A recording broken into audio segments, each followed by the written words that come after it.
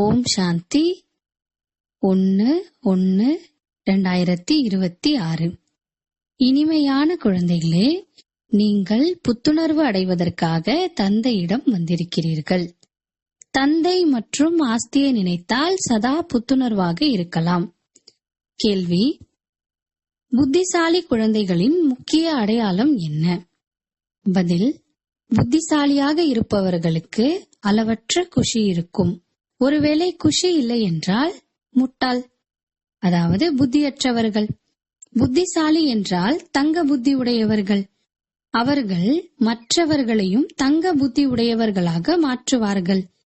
ஆன்மீக சேவையில் பிஸியாக இருப்பார்கள். பாபாவின் அறிமுகம் கொடுக்காமல் இருக்க மாட்டார்கள். ஓம் சாந்தி. பாபா வந்து புரிய வைக்கிறார். இந்த தாதாவும் புரிந்து கொள்கிறார். ஏனென்றால் தந்தை வந்து தாதா மூலமாக புரிய வைக்கிறார். நீங்கள் எப்படி புரிந்து கொள்கிறீர்களோ அப்படியே தாதாவும் புரிந்து கொள்கிறார். தாதாவை பகவான் என்று கூற முடியாது. இது பகவான் வாக்கு ஆகும். பாபா முக்கியமாக என்ன புரிய வைக்கிறார்? ஆத்ம உணர்வுடையவராக ஆகுங்கள் என்கிறார். இதை ஏன் கூறுகின்றார்? ஏனென்றால் தன்னை ஆத்மா என்று உணர்வதினால் பதீத பாவனர் பரம்பிதா பரமாத்மாவினால் தூய்மையாக கூடியவர்கள் ஆவர். இந்த ஞானம் புத்தியில் இருக்கிறது. அனைவருக்கும் புரிய வைக்க வேண்டும். நாங்கள் பதீத்தமாக இருக்கிறோம் என அழைக்கிறார்கள். புதிய உலகம் நிச்சயமாக தூய்மையாக இருக்கும். புதிய உலகத்தை உருவாக்கக்கூடியவர், படைக்கக்கூடியவர் தந்தை ஆவார். அவரைத்தான் பதீத்த பாவனர் தந்தை என்று அழைக்கிறார்கள். பதீத்த பாவனர் என்றும் தந்தை என்றும் கூறுகின்றார்கள். தந்தையைத்தான் ஆத்மாக்கள் அழைக்கின்றனர். ஷரீரம் அழைக்காது. நம்முடைய ஆத்மாவின் தந்தை பரலௌகிக்கத்தை சார்ந்தவர். அவரே பதீத்த பாவனர். இதை நன்கு நினைவில் வைத்துக் கொள்ள வேண்டும். இது புதிய உலகமா அல்லது பழைய உலகமா என புரிந்து கொள்ள முடியும். எங்களுக்கு அளவற்ற சுகம் இருக்கிறது. நாங்கள் சொர்க்கத்தில் இருப்பதை போன்று இருக்கிறோம் என நினைக்கும் முட்டாள்களும் இருக்கிறார்கள். ஆனால் கலியுகத்தை ஒருபோதும் சொர்க்கம் என்று கூற முடியாது. இதை புரிந்து கொள்ள வேண்டும். பெயரே கலியுகமாகும். பழைய அழுக்கான உலகமாகும். வித்தியாசம் இருக்கிறதல்லவா? மனிதர்களின் புத்தியில் இதுவும் பதியவில்லை. முற்றிலும் பட்டு போன நிலையில் இருக்கிறது. குழந்தைகள் படிக்கவில்லை என்றால் உனக்கு கல் புத்தி என்று கூறுகிறார்கள் அல்லவா? பாபாவும் உங்கள் உரை சார்ந்தவர் முற்றிலும் கல் புத்தி என எழுதுகிறார். புரிந்து கொள்வதில்லை. ஏனென்றால் மற்றவர்களுக்கு புரிய வைப்பது இல்லை. தான் தங்க புத்தி உடையவர்களாக இருக்கிறார்கள் என்றால் மற்றவர்களையும் மாற்ற வேண்டும், முயற்சி செய்ய வேண்டும். இதில் வெட்கப்படுவதற்கு எதுவும் இல்லை. ஆனால் மனிதர்களின் புத்தியில் அரை கல்பமாக எதிரான விஷயங்கள் பதிந்துவிட்டது. அது மறப்பதில்லை. எப்படி மறப்பது? மறக்க வைக்கக்கூடிய சக்தி ஒரு தந்தையிடம்தான் இருக்கிறது. தந்தை இல்லாமல் இந்த ஞானத்தை வேறு யாரும் கொடுக்க முடியாது. அதாவது அனைவரும் அஞ்ஞானிகளாக இருக்கிறார்கள். ஞானக்கடல் தந்தை வந்து சொல்லாதவரை அவர்களுக்கு ஞானம் எங்கிருந்து வரும்? தமோ பிரதானம் என்றாலே அறியாத உலகம், சத்தோ பிரதான் என்றாலே தெய்வீக உலகம். வித்தியாசம் இருக்கிறதல்லவா? தேவி தேவதைகள் தான் மறுபிறப்பு எடுக்கிறார்கள். காலமும் மாறிக்கொண்டே இருக்கிறது. புத்தியும் பலகீனமாக ஆகிக்கொண்டே போகிறது. புத்தி யோகத்தை இணைப்பதன் மூலம் கிடைக்கும் சக்தியானது பிறகு அழிந்து போகிறது. இப்பொழுது உங்களுக்கு தந்தை புரிய வைக்கிறார் என்றால் நீங்கள் புத்துணர்வோடு இருக்கிறீர்கள். நீங்கள் புத்துணர்வோடு இருந்தீர்கள், ஓய்வில் இருந்தீர்கள். குழந்தைகளே, வந்து புத்துணர்வு அடையுங்கள், மேலும் ஓய்வு அடையுங்கள் என பாபா எழுதுகிறார் அல்லவா? நீங்கள் புத்துணர்வு அடைந்த பிறகு நீங்கள் சத்யுகத்தில் ஓய்வான இடத்திற்கு செல்கிறீர்கள். அங்கே உங்களுக்கு மிகவும் ஓய்வு கிடைக்கிறது. அங்கே சுகம், சாந்தி, செல்வம் போன்ற அனைத்தும் உங்களுக்கு கிடைக்கிறது. எனவே ஓய்வு பெறுவதற்காக, ஓய்வு அடைவதற்காக தந்தையிடம் வருகிறார்கள். சிவபாபா தான் புத்துணர்வு அடையச் செய்கிறார். தந்தையிடம் ஓய்வும் அடைகிறார்கள். ஓய்வு என்றால் அமைதி. களைத்து போய் ஓய்வு எடுக்கிறார்கள் அல்லவா? ஓய்வு எடுப்பதற்காக ஒரு சிலர் எங்கேயோ, இன்னும் சிலர் வேறு எங்கேயோ செல்கின்றனர். அதில் புத்துணர்வு அடையக்கூடிய விஷயமே இல்லை. இங்கே பாபா தினந்தோறும் புரிய வைக்கிறார் என்றால் நீங்கள் இங்கே வந்து புத்துணர்வு அடைகிறீர்கள். நினைப்பதால் நீங்கள் அழுக்கான நிலையிலிருந்து தூய்மையான நிலையை அடைகிறீர்கள். தூய்மை அடைவதற்காகத்தான் நீங்கள் இங்கே வருகிறீர்கள். அதற்கான முயற்சி என்ன? தூய்மை அடைவதற்காக தந்தையை நினையுங்கள். பாபா அனைத்து போதனைகளையும் கொடுத்திருக்கின்றார். இந்த சிருஷ்டி சக்கரம் எப்படி சுற்றுகின்றது, உங்களுக்கு ஓய்வு எப்படி கிடைக்கின்றது, வேறு யாரும் இந்த விஷயங்களை அறியவில்லை என்றால் அவர்களுக்கு புரிய வைக்க வேண்டும். அதாவது அவர்களும் உங்களை போன்று புத்துணர்வு அடையட்டும். அனைவருக்கும் செய்தியை அளிப்பது நம்முடைய கடமையாகும். அழியாத புத்துணர்வு பெற வேண்டும், அழியாத ஓய்வை பெற வேண்டும். அனைவருக்கும் இந்த செய்தியை கொடுங்கள். தந்தை மற்றும் ஆஸ்தியை நினையுங்கள் என நினைவுபடுத்த வேண்டும். மிகவும் எளிமையான விஷயமாகும். எல்லையற்ற தந்தை சொர்க்கத்தை படைக்கிறார், சொர்க்கத்தின் ஆஸ்தியை கொடுக்கின்றார். இப்போது நீங்கள் சங்கம யுகத்தில் இருக்கிறீர்கள். நீங்கள் மாயாவின் சாபத்தையும் அப்பாவின் ஆஸ்தியையும் அறிகிறீர்கள். மாயா ராவணனின் சாபம் கிடைக்கும் பொழுது தூய்மையும் அழிகிறது, சுகம் சாந்தியும் அழிகிறது, செல்வமும் அழிகிறது. எப்படி மெல்ல மெல்ல அழிகிறது என பாபாவும் புரிய வைத்துள்ளார். எத்தனை பிறவிகள் எடுக்கின்றார்கள். துக்கதாமத்தில் யாரும் ஓய்வு எடுக்க முடியாது. சுகதாமத்தில் சதா ஓய்வேதான். மனிதர்களை பக்தி எவ்வளவு கலைப்படைய செய்கிறது. பல பிறவிகள் பக்தி கலைப்படைய செய்திருக்கிறது, ஏழையாக ஆக்கிவிடுகிறது. இதையும் இப்பொழுது உங்களுக்கு பாபா புரிய வைக்கிறார். புதிதாக வருகிறார்கள் என்றால் எவ்வளவு புரிய வைக்க வேண்டியிருக்கிறது. ஒவ்வொரு விஷயத்தையும் பற்றி மனிதர்கள் மிகவும் யோசிக்கிறார்கள். மாய மந்திரமாக இருக்கக்கூடாது என நினைக்கிறார்கள். அட, நீங்கள் மந்திரவாதி என்கிறீர்கள், நானும் மந்திரவாதி என்கிறேன். ஆனால் வெள்ளாடு செம்மறி ஆடாக மாற்றக்கூடிய மந்திரம் கிடையாது. விலங்கு அல்லவா? இது புத்தியினால் புரிந்து கொள்ளப்படுகிறது. அழகான தேவலோக இசை, அதாவது தேவதைக்கு தெரியுமா கற்பூர வாசனை? தேவதைகளின் சபையின் தெய்வீகத்தை அறியாத தேக அபிமானி இச்சமயம் மனிதர்கள் அதுபோல செம்மறி ஆடு போல இருக்கிறார்கள். இந்த விஷயங்கள் இவ்விடத்திற்கானதாகும். சத்தியுகத்தில் இது போல பாடுவதில்லை, இச்சமயத்தில் தான் பாடப்படுகிறது. சண்டிகா தேவிக்கு கூட எவ்வளவு திருவிழா நடக்கிறது. அவர் யார் என கேளுங்கள், தேவி என்பார்கள். இப்போது இப்படிப்பட்ட பெயர் அங்கே வைப்பதில்லை. சத்தியுகத்தில் எப்பொழுதும் நல்ல பெயர்களே இருக்கும். ஸ்ரீ ராமச்சந்திரன், ஸ்ரீ கிருஷ்ணர், உயர்ந்தவர்களுக்கு ஸ்ரீ என்று கூறப்படுகிறது. சத்தியுக சம்பிரதாயத்தை சிரேஷ்டமானவை என கூறப்படுகிறது. கலியுக விகார சம்பிரதாயத்தை சிரேஷ்டமானது என்று எப்படி கூற முடியும்? ஸ்ரீ என்றாலே சிரேஷ்டமானவர்கள். இப்போதைய மனிதர்கள் சிரேஷ்டமானவர்கள் கிடையாது. மனிதனிலிருந்து தேவதை என பாடப்பட்டு இருக்கிறது. பிறகு தேவதையிலிருந்து மனிதர்களாக ஆகிறார்கள். ஏனென்றால் 5 விகாரங்களில் சென்று விடுகிறார்கள். ராவண ராஜ்யத்தில் அனைத்து மனிதர்களும் மனிதர்களே. அங்கே தேவதைகள் இருக்கிறார்கள். அதற்கு தெய்வீக உலகம் என்றும் இதற்கு மனித உலகம் என்றும் பெயர். தெய்வீக உலகத்திற்கு பகல் என்றும் கூறப்படுகிறது, மனித உலகத்திற்கு இரவு என்று கூறப்படுகிறது. அறியாமை இருளுக்கு இரவு என்று பெயர். இந்த வித்தியாசத்தை நீங்கள் அறிகிறீர்கள். முன்பு எங்களுக்கு எதுவும் தெரியவில்லை என நினைக்கிறீர்கள். இப்போது அனைத்து விஷயங்களும் புத்தியில் இருக்கிறது. ரிஷி முனிவர்களிடம் படைப்பு மற்றும் படைப்பினுடைய முதல் இடைக்கடையை அறிந்திருக்கிறீர்களா என கேட்டால் அவர்களும் தெரியாது தெரியாது என கூறிவிட்டார்கள். நாங்கள் அறியவில்லை என்கிறார்கள். நாமும் முன்பு நாஸ்திகர்களாக இருந்தோம் என்று புரிந்து கொள்கிறீர்கள்.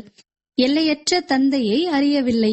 உண்மையில் அழியாத தந்தை, ஆத்மாக்களின் தந்தையாவார். நாம் அந்த எல்லையற்ற தந்தையினுடையவர்களாக ஆகிவிட்டோம்.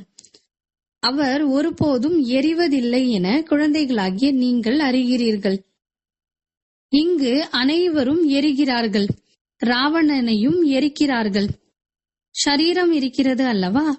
இருப்பினும் ஆத்மாவை ஒருபோதும் யாரும் எரிக்க முடியாது. பாபா குழந்தைகளுக்கு அவரிடம் உள்ள ரகசிய ஞானத்தை கூறுகின்றார். இந்த ஆத்மாவில் குப்த ஞானம் இருக்கிறது. ஆத்மாவும் குப்தமாக இருக்கிறது. ஆத்மா இந்த பிரம்மா வாய் மூலமாக பேசுகிறது.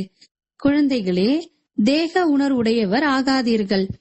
ஆத்ம உணர்வில் இருங்கள் என பாபா கூறுகின்றார். இல்லை என்றால் தலைகீழாக ஆகிவிடுகிறது. நான் ஆத்மா என்பதை மறந்து போகிறார்கள். நாடகத்தின் ரகசியத்தையும் கூட நன்கு புரிந்து கொள்ள வேண்டும். நாடகத்தில் என்ன நிச்சயிக்கப்பட்டு இருக்கிறதோ அது அப்படியே ரிப்பீட் ஆகிறது. இது யாருக்கும் தெரியவில்லை. நாடகத்தின்படி ஒவ்வொரு நொடியும் எப்படி செல்கிறது என்ற ஞானம் புத்தியில் இருக்கிறது. ஆகாயத்தை யாரும் கடந்து போக முடியாது. பூமியை அடைய முடியும். ஆகாயம் சூட்சமமாக இருக்கிறது. பூமி ஸ்தூலமாக இருக்கிறது. சில பொருட்களின் முடிவை பெற முடிவதில்லை.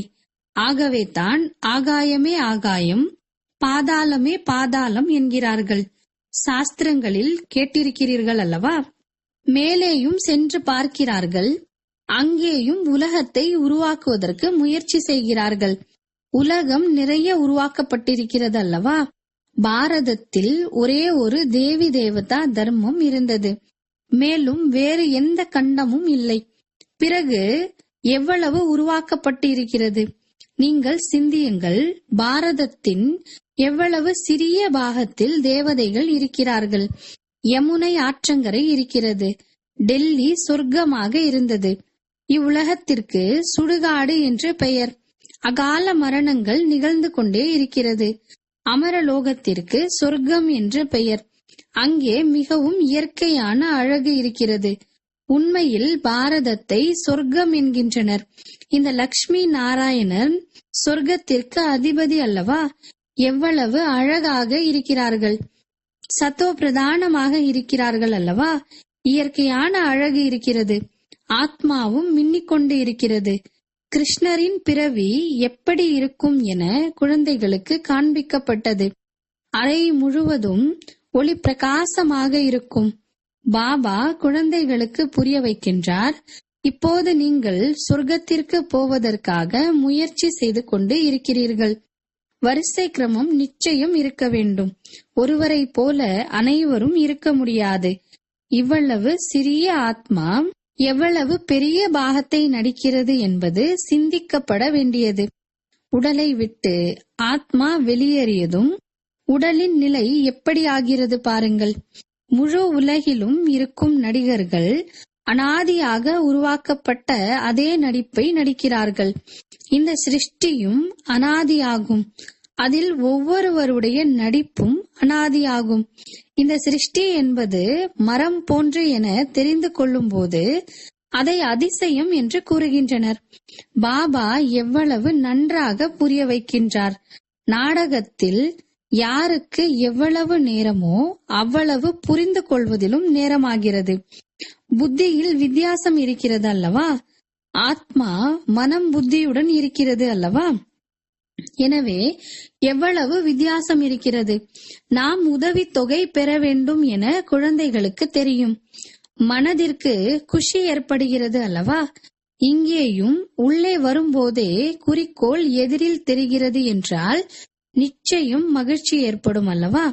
இப்போது இவ்வாறு மாறுவதற்கு இங்கே படிப்பதற்கு வந்திருக்கிறோம் என அறிந்திருக்கிறீர்கள். இல்லை என்றால் ஒருபோதும் யாரும் வர முடியாது. இது குறிக்கோள் ஆகும். அடுத்த பிறவியின் குறிக்கோளை பார்க்கும் அளவிற்கு இது போன்ற பள்ளி வேறு எங்கும் கிடையாது. இவர்கள் சொர்க்கத்துக்கே அதிபதி.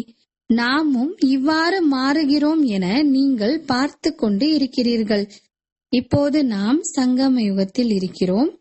அந்த ராஜ்யத்திலும் இல்லை, இந்த ராஜ்யத்திலும் இல்லை. நாம் இடையில் இருக்கின்றோம். நாம் சென்று கொண்டு இருக்கிறோம். படகோட்டியாக நிராகார பாபா இருக்கிறார். படகும் நிராகாரமாக இருக்கிறது. அதாவது ஆத்மாவும் நிராகாரமாக இருக்கிறது. படகை இழுத்து பரந்தாமத்திற்கு அழைத்து செல்கிறார். நிராகார தந்தை நிராகார குழந்தைகளை அழைத்து செல்கிறார்.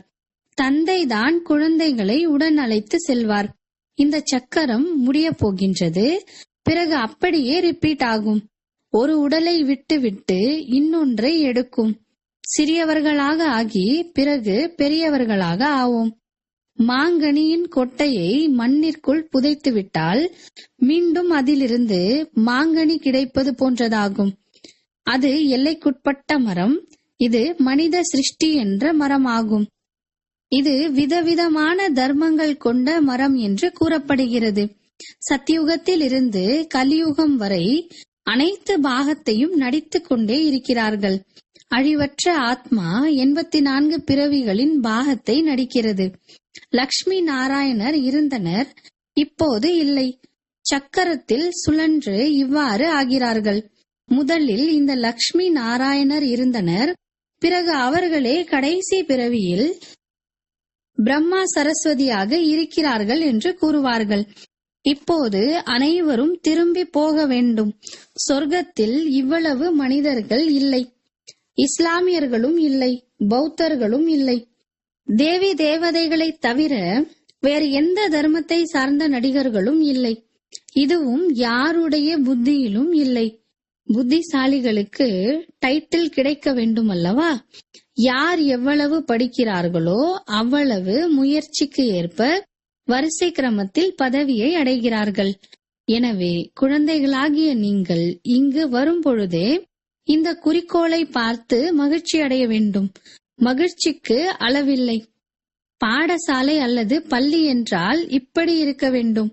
எவ்வளவு மறைவாக இருக்கிறது, ஆனால் எவ்வளவு சக்தி தரும் பாடசாலையாகும். எவ்வளவு பெரிய படிப்போ அவ்வளவு பெரிய கல்லூரியாகும். அங்கே அனைத்து வசதிகளும் கிடைக்கிறது. ஆத்மா படிக்க வேண்டும்.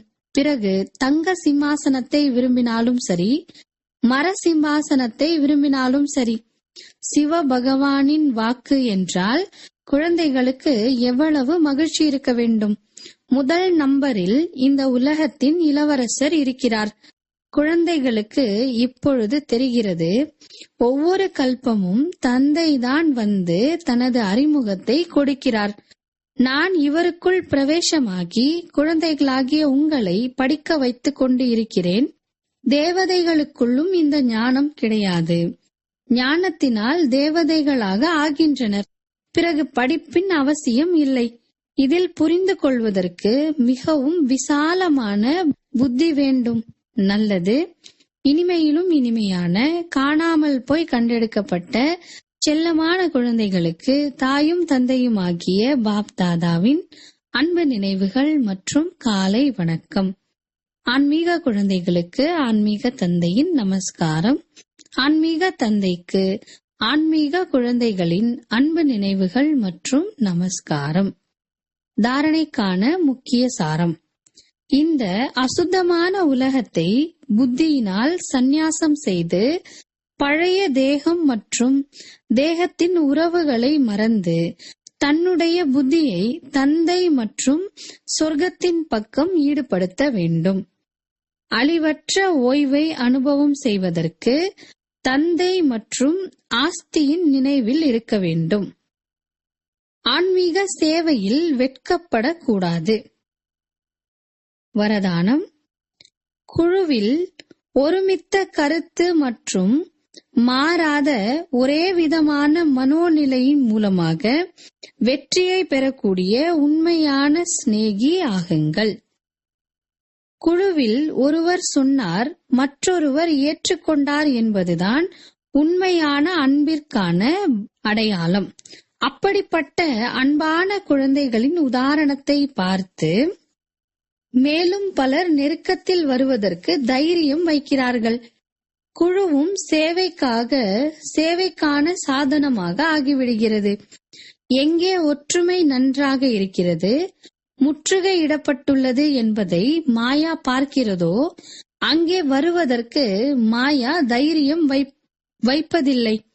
ஒருமித்த கருத்து மற்றும் மாறாத ஒரே விதமான மனோநிலையின் சம்ஸ்காரம்தான் சத்தியுகத்தில் ஒரு ராஜ்யத்தினுடைய ஸ்தாபனையை செய்கிறது.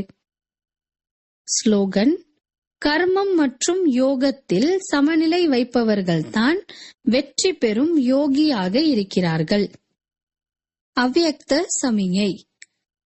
இந்த அவ்யக்த மாதத்தில் பந்தன் முக்தாக இருந்து ஜீவன் முக்து மனோநிலையை அனுபவம் செய்யுங்கள். பாப்தாதா விரும்புகிறார், என்னுடைய ஒவ்வொரு குழந்தையும் முக்தி மற்றும் ஜீவன் முக்தியினுடைய ஆஸ்திக்கு அதிகாரி ஆக வேண்டும். இன்றைய பயிற்சியின் மூலமாக சத்யுகத்தில் இயற்கையான வாழ்க்கை, ஜீவன் முக்து வாழ்க்கை ஏற்படும்.